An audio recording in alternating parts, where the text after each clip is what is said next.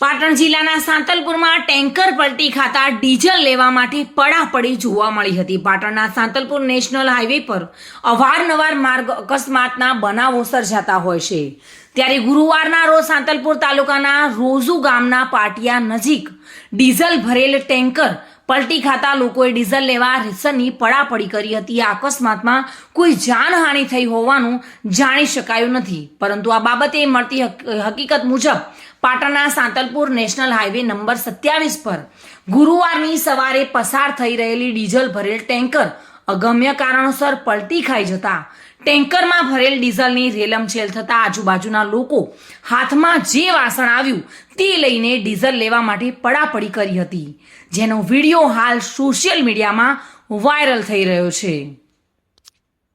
Reena Parmar, today news, Gujarat.